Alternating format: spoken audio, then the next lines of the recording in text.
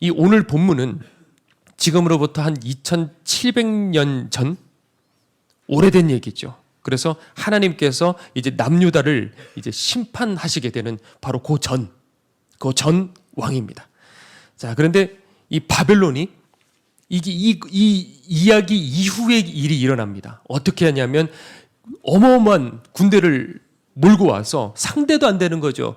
강원도만한 조그만 코딱지만한 나라예요.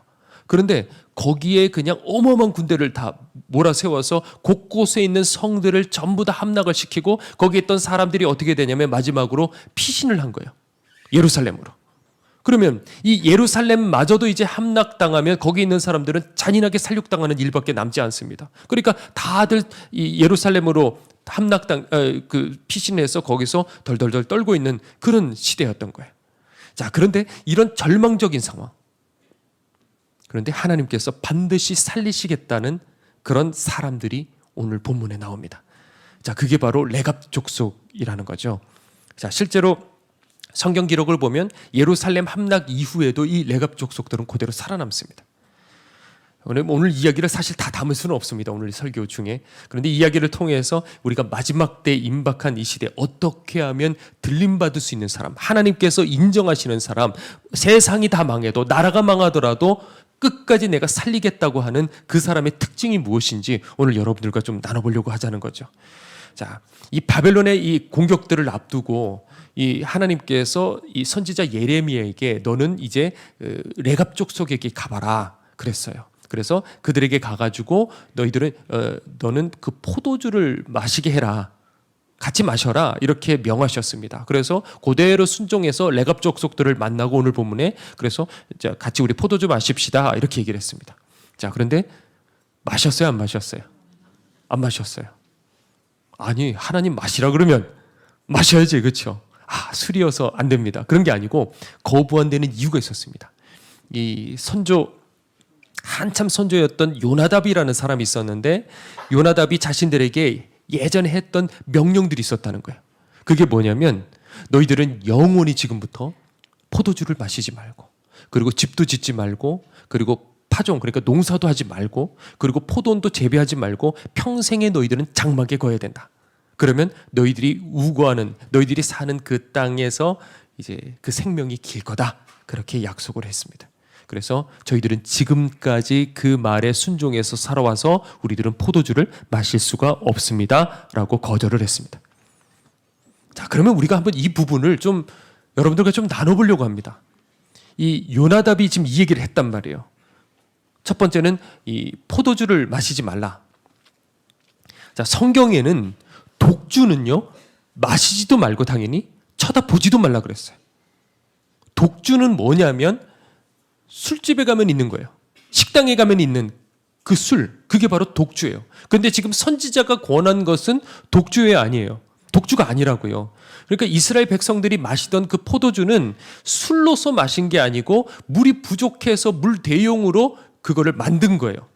그런데 알코올 성분이 거의 없지만은 그래도 이게 숙성이 되기 때문에 약간의 그게 남아있기 때문에 그래서 성경에 뭐라고 되어 있냐면 술 마시지 말라 이렇게 말하기보다는 대부분 뭐라고 되어 있냐면 술 취하지 말라 이렇게 되어 있습니다.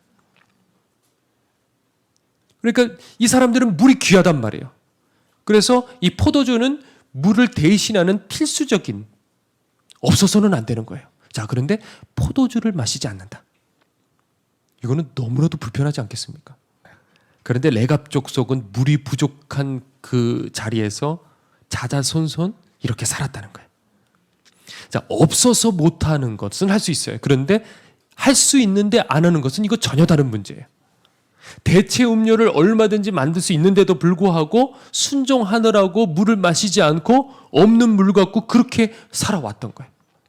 자, 그리고 또 뭐라고 되어 있냐면 파종하지 말고 장막에 거하라 이렇게 얘기를 했어요. 자, 농사를 하지 말고 평생 텐트에서 살아라 그러는데 여러분들 이 중에 그런 뭐라 그래야 될까요? 텐트 치고 이렇게 캠핑 좋아하시는 분들 계시죠, 그렇죠? 자, 캠핑도 하루 이틀이지 그거를 평생의 텐트에 살아라 그러면 누가 그거를 좋아하겠습니까? 자, 한마디로 이게 무슨 말이냐면 유목민 생활 하라는 거예요. 당시에 이 양치는 목자들 지난번에 튀르키예도 가다가 보니까 그 허벌판에 그런 분을 만났었어요. 자, 양치는 목자는 사람들이 기피하는 3D 업종이에요. 가장 하층민들. 그래서 세월이 지나면 이게 몸이 멀쩡하지를 않습니다. 양들 지키느라고. 그런데 멀쩡한 자기 집 없이 가난한 하층민 생활을 너희들은 꼭 그렇게 살아야 된다. 그렇게 가르쳤습니다. 그리고 뭐라고 얘기했냐면 포도를 재배하지 말라. 그렇게 얘기했어요. 자, 한번 생각해 보셔요. 포도를 재배할 수 없는 땅에 너희들은 포도를 재배하지 말라 그랬을까요? 아니면 포도를 재배할 수 있는 땅인데 포도를 재배하지 말라 그랬을까요? 그렇죠. 당연하죠. 그런 명령을 내릴 리가 없겠죠. 그 땅이 아니면. 포도원이 될 만한 땅이었기 때문에 이런 명령하지 않았겠습니까? 자, 포도는 포도 재배는요, 이스라엘 전체에서 가장 고부가 가치 사업이었어요. 그래서 부자가 될 수 있는 지름길이었습니다. 그런데 그런 땅들은 많지가 않잖아요. 그런데 그 땅에 살고 있으면서 그거 포도만 좀 재배해 주기만 하면 이 사람들은 떵떵거리면서 살 수 있는데 포도를 재배하지 않는다. 어려운 결단 아니겠어요? 자, 여기서 우리가 먼저 알아야 될 건 뭐냐? 그러면 그렇다고 한다면 여기서 이 선조 요나답은 도대체 어떤 사람일까? 도대체 왜 이런 말도 안 되는 이런 얘기들을 자손들에게 이거를 지켜라고 했을까? 자, 그걸 조금 여러분들과 좀 나눠보려고 합니다. 열왕기의 하에 보면 여호나답이라는 사람이 나오는데 이 사람이 요나답이에요. 이게 발음 차이지 요나답이에요. 일찍이 하나님께서 엘리야에게 말씀을 하시기를 마지막 명령이 뭐였냐면 너는 그 하사엘에게 가고 그리고 엘리사에게 가고 하사엘에게 가고 그리고 예후에게 가서 기름을 부어라. 그렇게 마지막으로 이제 사명을 주셨어요. 그래서 그거를 엘리사가 받아서 엘리사가 이 하사엘과 예후에게 이제 기름을 이제 붓습니다. 그러면서 이 엘리사가 예후에게 뭐라고 말하냐면 너는 지금부터 아합 집안과 이세벨을 심판하고 그리고 네가 왕이 돼야 된다. 그렇게 말을 했어요. 그래서 이 예후가 기름 부음 받았으니까 이제 왕의 권위를 이제 하나님께로부터 받았단 말이에요. 그리고 이제 가다가 도중에 어디로 샜냐면 요나답의 집으로 찾아갑니다. 그래서 나랑 같이 손잡자. 여러분들 아무나 손잡겠습니까? 그렇지 않겠죠. 그만큼의 사람들에게 인정받고 하나님 믿는 신앙으로 정평 나 있는 그 사람이 요나답이었기 때문에 그래서 요나답과 손을 잡았겠죠. 그렇게 해서 아합 집안, 그래서 다시 말해서 오므리 왕조입니다. 이 오므리 왕조를 끝장을 내고 예후 자신이 이제 왕이 이제 되게 됩니다. 자, 그렇게 성공을 했으면 손잡은 요나답은 적어도 북이스라엘에서 뭐가 되겠어요? 2인자는 되어야 되지 않겠어요? 그렇죠? 2인자는 된단 말이에요. 그런데 요나답이 자기 후손들에게 너희들은 포도주 마시지 말고 집 짓지 말고 경작하지 말고 포도원 만들지 말라 이렇게 얘기했단 말이에요. 자, 이 말을 했다는 건 뭡니까? 본인이 관직에 올랐다는 거야? 안 올랐다는 거야? 거절했다는 거야. 거기서 아무것도 얻지 않고 그냥 빈손으로 나왔다는 거야. 그리고 나오면서 자기 후손들에게 지금 그 얘기를 한 거예요. 이 요나답이 몇 가지를 지금 명령을 했잖아요.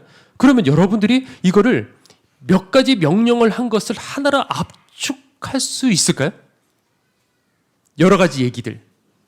이게 지금 몇 가지 얘기지만은 사실은 그걸 핵심적인 게 있단 말이에요. 한 가지 관통할 수 있는 공통된 뽑아낼 수 있는 핵심 단어가 뭘까? 그거는 돈이라고 생각합니다. 돈이 없어서 우리들은 돈을 바라고, 그렇죠? 그리고 또 돈이 쌓이면 또 돈 욕심이 생겨서 또 돈을 팔아요. 이 현대 자본주의 사회 속에서 돈이 가지는 위력이라는 건 절대적인 겁니다. 돈이 있으면 행복도 살 수 있고, 돈이 있으면 사랑도 살 수 있고, 유전무죄, 무전유죄, 돈이 있으면 죄도 덮을 수가 있어요. 그러니까 돈을 좋아하지 않을 수 없게 만든 이게 이 세상이에요. 그런데 주님께서 이렇게 말씀하시죠. 지파인이 두 주인을 섬길 수가 없나니 혹 이를 미워하고 저를 사랑하거나 혹 이를 중히 여기고 저를 경히 여길 것임이니라. 너희는 하나님과 재물을 겸하여 섬길 수 없느니라. 그렇게 얘기하셨어요. 내가 주님을 섬긴다고 한다면 돈을 어떻게 보겠습니까? 경히 여긴다 그랬어요. 돈을 아무렇지 않게 여긴다는 거예요. 막 쓰라는 말이 아니죠. 내 머리 위에 두지 않는다는 거예요. 소유할 수 있어요. 얼마든지 부자일 수 있어요. 그거 상관없어요. 그러나 돈에 집착하지 않아요. 그 잠깐 나에게 왔다가 가는 거라 그랬잖아요. 왔다가 그냥 가는 거예요. 그게 목적이 될 수 없어요. 그거는 하나님 나라 위에서 그저 도구인 거야. 왔다가 스쳐 지나가는. 그래서 요나답은 결심했어요. 인자의 자리를 박차고 나오기로. 생각만 하는 건 소용없어요, 여러분들. 오늘 이 시간에. 그래, 나도 그렇게 살아야지. 생각만 하는 거는 소용없다고요. 하나님과 만몬 둘 사이에서 왔다 갔다 하는 것은 그거는 하나님을 섬기는 게 아니다. 하나를 경히 여겨야 된다. 자, 그러면 이 요나단이 레갑 자손에게 했던 이 명령대로 우리에게 적용하자면 몇 가지가 있습니다. 자, 여러분들에게 오늘 이 시대에 우리가 한번 적용해 보죠. 자, 첫 번째는 뭐냐면 불필요한 세상 문화와 단절하셔야 돼요. 자, 영화 하나 봤다고 죄입니까? 어떻게 생각하셔요? 영화 하나 봤는데 그게 죄일까요? 좀 그렇게 생각하지는 않습니다. 그런데 영화, 드라마, 유튜브, 그리고 SNS 이런 것들을 보다가 보면 내 영혼에 그 미디어가 주는 그 세상 가치관이 우리 안에 들어옵니다. 자, 그런데 이게 무서운 게 뭐냐면 어느 순간에 내 가치관이 되는 거예요. 내 입으로는 예수님 그리고 주일이 되면 자동적으로 교회에 발을 들이지만은 그러나 내 가치관은 이미 세상에 물들어 있는 거예요. 나도 모르게 만물을 섬기지 않으려면 뭘 해야 되느냐? 먼저 세상 미디어부터 멀리 해야 돼요. 솔직히 그냥 얘기하자고 이게 쉬운 게 아니지만 제가 어렸을 적에는 교회에서는 뭘 가르쳤냐? 세상 문화에 대해서 경계했습니다. 사단의 역사다 이러면서 경계를 했어요. 그런데 지금 이 시대 교회는 문화에 대해서 그리고 미디어에 대해서 그렇게 경계하지 않습니다. 물론 좋은 도구로 사용하는 건 당연하죠. 필요합니다. 자, 이 시대에 성령의 역사가 나타나지 않는 이유, 회개의 강력한 역사, 거듭남에 이끄는 은혜들이 일어나지 않는 이유는 멀리 있는 게 아니에요. 근데 아무도 일을 하지 않습니다. 왜? 우리 스스로 지키지 못하니까. 말씀을 가르치는 사람조차도 뒤에서 보고 있으니까 서로 이걸 다 같이 보고 있으니까 암묵적으로 우리 생활 깊이 이게 침투해 들어와 있는 거예요. 우리가 듣고 보는 것에 우리 영혼은 끌리게 돼 있는 거예요. 우리 어린 자식들에게 누구를 가까이 하느냐. 공부 아무리 잘해도 한 번 친구 잘만 만나면 그러면 다 한 번에 무너지는 거 아마 여러 번 보셨을 거예요. 저도 봤어요. 우리도 마찬가지예요. 컸으니까 괜찮다 아니에요. 내가 뭘 보는지 계속해서 지속적으로 내가 무엇에 가까이 하는지 그러면 그 가치관이 내 안에 들어오는 거예요. 한번 이것과 싸워보라는 것이죠. 자, 두 번째는 뭐냐면 할 수 있는데도 절제하는 게 참 귀한 거라는 거죠. 자, 여러 성도들이 질문을 해요. 목사님, 제 신앙이 식었어요. 예전처럼 목사님 제가 뜨거워지고 싶습니다. 제가 이 땅 쳐다보지 않고 천국만 바라보고 싶은데 목사님 그게 잘 안 돼요. 많은 사람들이 이 질문을 한다고요. 자, 그런데 왜 그런지 아십니까? 왜 그렇게 되느냐? 하늘에다가 별로 투자하지 않아요. 내 모든 것들이 이 땅에 투자를 하는 거예요. 그러니 자신을 위해서는 많은 것들을 투자해요. 그러면 내 마음이 어디를 쏠리겠습니까? 당연히 내가 투자는 거기에 쏠릴 수밖에 없는 거예요, 여러분들. 마음만 먹으면 소용없어요. 구체적으로 살아야 된다는 거죠. 10년도 넘은 얘기인데 부산에서 어떤 성도가 박 목사님을 초대를 한 거예요. 꼭 와달라고. 꼭 신방 와달라고. 그래서 박 목사님 일정이 되어서 그쪽으로 이제 가셔서 이제 함께 만났어요. 그런데 어느 빌딩이었는데 거기 맨 꼭대기에 이제 올라가서 같이 이렇게 식사를 이렇게 하게 되었어요. 그리고 식사가 딱 끝났는데 사람들이 들어오더래요. 그리고 이 사람들 뭐냐 하니까 변호사래요. 뭐지? 했는데 이 건물을 통째로 박 목사님에게 드리겠다는 거예요. 근데 그 건물이 그때 지금 10몇 년 전인데 한 13년 됐을까요? 그때 기준으로 1,000억이 넘었대요. 별로 여러분들 1,000억쯤이야? 껌값인데. 네. 자. 변호사까지 이제 대동해서 다시는 되돌려받지 않겠다. 각서까지 다 쓰려고. 그러고 이제 온 거예요.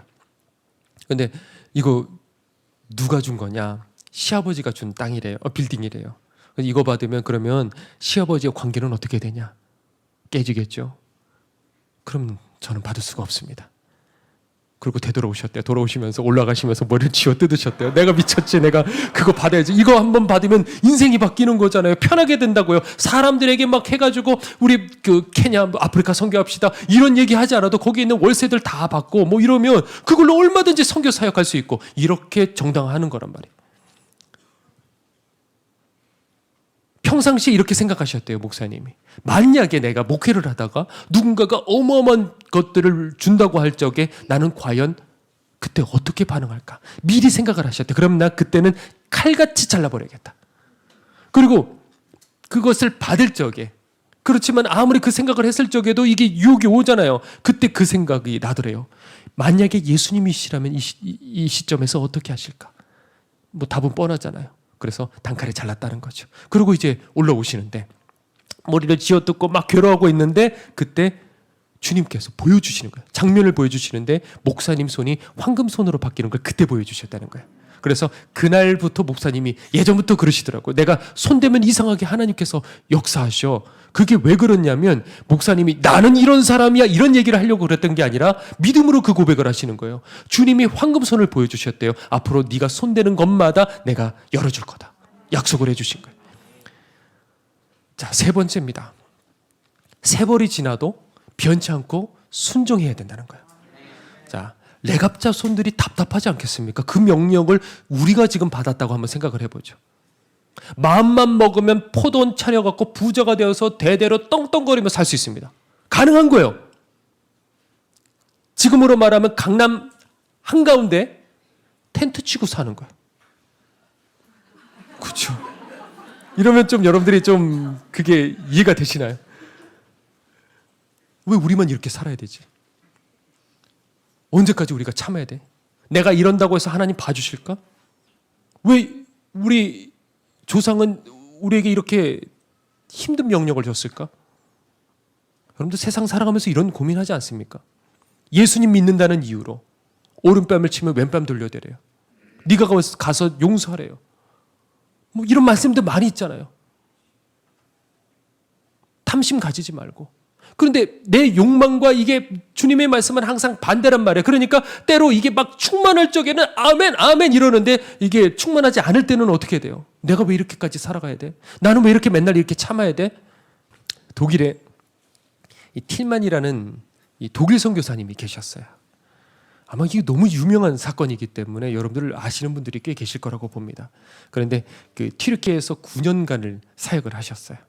그러다가 이제 아이들을 모으고 그리고 함께 예배를 드리고 그 아이들이 예수님 믿는다고 고백하고 열심히 다니기 시작하고 사람들이 늘어가기 시작하고 그런데 어느 날 그 애들이 오더래요. 예수님 믿는 그 아이들이 현지 아이들이 18살 그리고 19살 정도 되는 그 아이들이 왔는데 보니까 칼을 들고 들어오더래요. 그러니까 지금까지 예수 믿는다고 말했던 건 다 거짓이었던 거예요. 이 땅에 사람들이 오잖아요. 그래가지고 거기서 교회로 데리고 오고 그래서 그 사람들을 위해서 복음을 전하고 2년간 3년간 여기서 함께 이렇게 지내다가 그리고 마지막에 갔을 적에 나 가짜였어 다 그거 나 그냥 여기서 같이 이렇게 어울리려고 그냥 그렇게 한 거지 그런 것처럼 이슬람 사람들이 그걸 아무렇지 않게 생각을 하는 거예요. 그래서 다 거짓이었어요. 칼을 들고 왔어요. 그리고 그 애들이 소리를 치더래요. 예수가 신이 아니고 알라가 신이라고 말하라고 그리고 막 소리를 치더래요. 그런데 그 선교사님이 그럴 수는 없었단 말이에요. 그래서 예수님만이 오직 신이시다. 하나님이시다. 그렇게 고백을 하니까 이 애들이 한 번에 죽이지 않고요. 2-3시간을 걸쳐서 온몸에 156번을 찌른 거예요. 한 번에 죽이지 않고 이렇게 계속 찌른 거예요. 이 선교사님 아내가 얼마나 충격을 받았겠습니까? 얼마나 괴롭겠습니까? 그래서 매일같이 남편의 무덤에 가서 그렇게 울면서 기도를 했대요. 그러다가 이제 도저히 이게 견딜 수가 없으니까 다 포기하고 하나님 저는 독일로 이제 갈래요. 나는 이제 독일로 갈래요. 그렇게 결심을 했대요. 그런데 바로 그때 저는 독일로 갈래요. 그때 주님의 음성이 또렷한 음성이 들리더래요. 너 독일로 가는 것이 안전할 것 같냐? 아니야. 이 자리에 지금 내 품 안에 있는 이곳이 더 안전하단다. 그 음성이 들려서 그 자리에서 엉엉 울면서 하나님 제가 이 자리 지킬게요. 제가 끝까지 이 자리 지킬게요. 그렇게 결단을 했다는 거예요. 그리고 16년의 세월이 지났습니다. 지난번에 저희가 그 지진 피해를 입은 한 도시를 찾아갔어요. 사람들 잘 가지 않는 그 도시였는데 이제 막 그 텐트촌에서 이제 컨테이너촌으로 바꾸려고 컨테이너를 막 만들고 있었던 그런 단계였어요. 근데 거기에 이제 현지 튀르키예 사역자를 만났어요. 근데 여기 보니까 컨테이너들을 만들었는데 그 안에 구호품들도 어떤 컨테이너는 다 집어넣고 뭐 그러는데 여기 이제 조금 있으면 50도가 넘나던데요. 이미 그때 갔을 적에는 한여름이더라고요. 그런데 그 구호품들도 가만히 두면 어떻게 됩니까? 다 상하잖아요. 그리고 사람들도 그 컨테이너 안에서 살아야 된단 말이에요. 그래서 저희들이 또 어떻게 했냐면 우리 길튼 교회 이름으로 이 에어컨들을 여러 개를 이렇게 기증을 했어요, 그때. 그런데 그 사역자가 있는 그 교회에 그 순교하신 그 독일 선교사님 딸이 찬양 사역자로 인도를 하고 있대요. 아, 이렇게 연결이 되는구나. 이렇게 만나는 거야. 그런 일들이 참 여러 개가 있었어요, 그때 갔을 적에. 그리고 그 어머니는요, 그랬더니 16년이 여전히 지났음에도 그 땅에 이 튀르키예 사람들에게 복음을 전하기 위해서 그 땅에 남아있대요. 16년이 지났는데. 이 튀르키예는 선교사들의 무덤이 돼요. 많은 사람들이 튀르키예를 왔지만은 순교당하고 어려움을 일들을 겪고 영적으로 눌리고 결국에는 포기하고 떠나가 버리는 것이 이 튀르키예예요. 그래서 10년 전만 하더라도 복음을 전하는데 목숨을 걸고 거기선 전하는 거예요. 그러니까 이렇게 눈치를 보다가 목숨을 걸고 한 사람에게 용기를 내서 전하고 또 용기를 내서 전하고 10명의 사람에게 전했을 적에 한 명이 약간 관심을 가지면 하나님, 이거는 기적이에요. 하나님, 이런 나라였어요.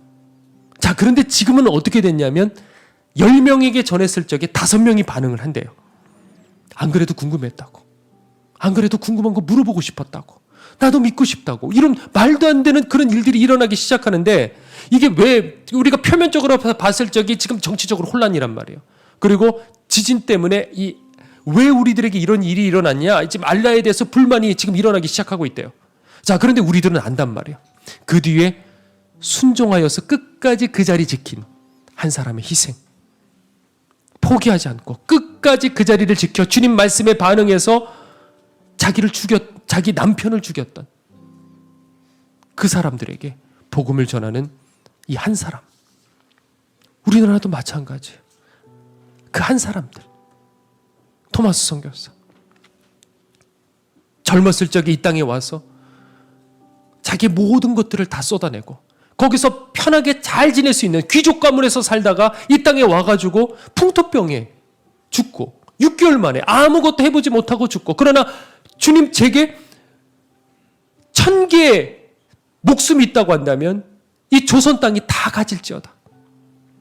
20대 초에 이런 고백을 했던 그 사람들, 하나님은 그것을 기억하셨단 말이에요.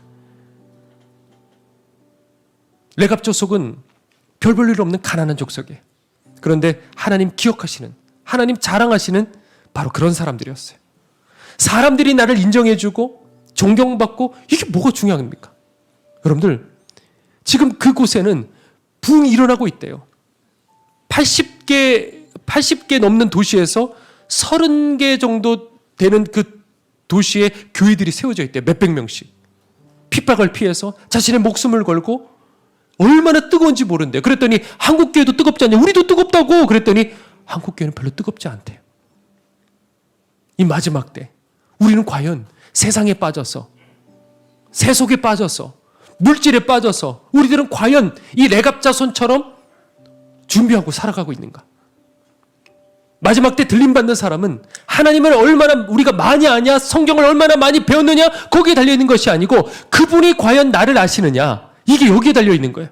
세상 다 망해도 내가 반드시 너를 지키겠다, 내가 너를 기억하겠다, 이 한마디만 있으면 우리들은 살아날 수 있습니다. 여러분들, 오늘 이 시간에 우리 함께 찬양 부르고 기도했으면 좋겠는데, 하나님, 이제는 오늘 말씀대로 지키겠습니다.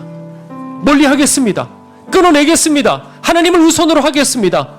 오늘 여러분들에게 나눴던 이 말씀들, 이 세 가지를 잘 기억하시고 이제는 듣기만 하지 말고 이 요나답처럼 단호하게 잘라버리고 과감하게 끊어내서 이제부터 이 거룩의 그 삶, 구별된 그 삶을 살아낼 수 있는 마지막 때 들림받는 하늘의 백성이 되기를 소망합니다.